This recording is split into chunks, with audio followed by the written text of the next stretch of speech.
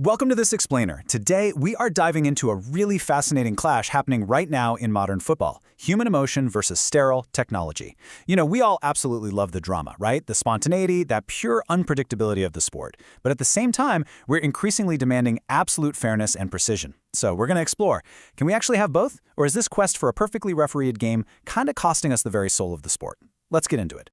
All right, to kick things off, let's look at this incredibly tense moment during the massive Milan derby. Picture the scene, okay? It's the 73rd minute. The deafening roar of the San Siro crowd is just echoing everywhere. Inter Milan has just won a penalty, and their captain, Hakan Çalhanoğlu, steps right up to the spot. In the high-stakes pressure cooker of elite football, this honestly felt like a routine moment to just level the score.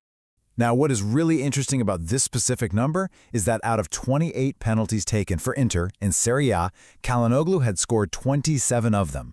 I mean, the guy was practically automatic. Goalkeepers all across the league knew exactly where he'd like to aim, usually that bottom left corner, but he struck the ball so cleanly with such ridiculous precision that they simply couldn't reach it, even if they guessed perfectly. He was basically as close to a flawless machine as a human player can possibly get.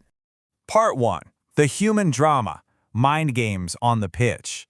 But instead of just your standard, predictable penalty kick, we got treated to an absolute masterclass in psychological warfare by Milan's goalkeeper, Mike Maignan. He didn't just stand in the middle of the goal hoping for the best. No, he literally dared Çalhanoğlu. By standing a good step off center to his left, Maignan was actively giving his opponent a head start. He was completely inside the striker's head, essentially saying, hey, take your favorite shot. We both know it's going there, and I dare you to beat me. It was just a massively aggressive psychological bet. And this right here brilliantly illustrates the beautiful, entirely unpredictable human element of the game. Because guess what? It worked. Maignan hurled himself down to his left, got a really strong hand to the ball, and actually saved the shot, sealing a 1-0 win for Milan. It just shows that no matter how statistically perfect a player's record might be, the raw, psychological pressure of the moment can change everything. It is human imperfection and emotion at its absolute finest. Part 2. The push for perfection, when tech takes over. Now, while we fans absolutely adore the drama of a saved penalty, we have zero tolerance, like absolutely none, for a referee missing a crucial offside call. Enter semi-automated offside technology, or SAOT. We're talking about completely overloading the pitch with sterile data to track literally every microscopic movement out there. That means up to 30 newly installed stadium cameras recording at 100 frames per second. That's twice the speed of your standard TV broadcast. Plus, they're generating 10,000 surface mesh data points for every single player, mapping their bodies in real time.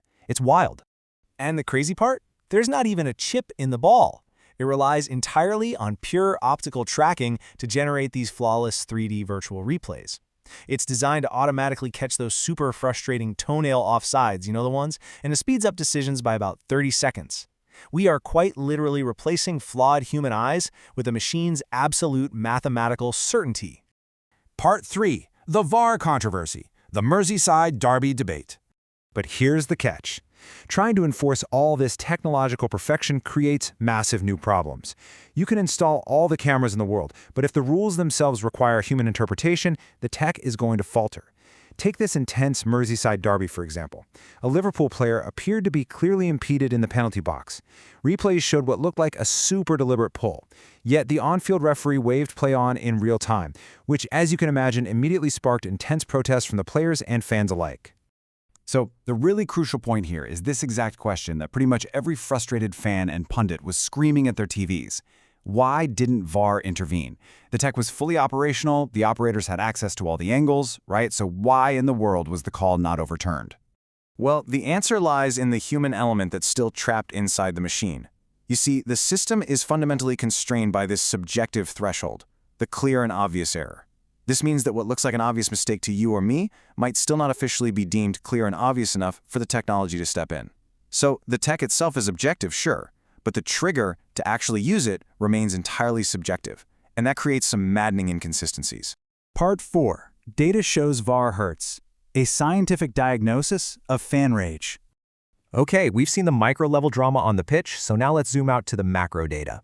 A massive PLOS-1 study actually scientifically diagnosed this fan rage by analyzing over 643,000 tweets from the English Premier League. When fans tweet about just a regular match, the mean sentiment is slightly positive, sitting at 0.08. But when tweets relate to the video assistant referee, that sentiment plunges all the way down to negative 0.64. So the conversations surrounding VAR are drastically, overwhelmingly more negative than regular match tweets. Looking at this, science actually proves that VAR kind of makes this miserable. Over 76% of all VAR-related tweets express pure negative sentiment. So it's not just a few loud critics complaining online. This is a measurable, systemic drain on the joy of the entire fanbase. But what's even wilder is the timeline of this frustration. The data shows an immediate 0.26 plunge in fan mood the exact second a VAR incident happens. And this isn't just a quick flash of anger either. That negative cloud literally lingers over the fan base for a full 20 minutes. Think about that. A single pause for a referee to check a monitor casts a shadow over a whole quarter of the entire match. Part 5. The cost of perfection. The psychology of disappointment. To understand exactly why this tech takes such a heavy toll on us fans, we really have to look at the psychology behind it. Why does getting the technically correct call feel so darn bad?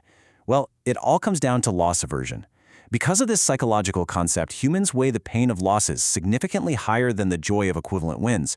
So, a fan whose team loses a goal to a hyper-precise 10,000 data point VAR ruling feels way more agony than the opposing fan feels relief. The technology is essentially weaponizing our own psychology right against us.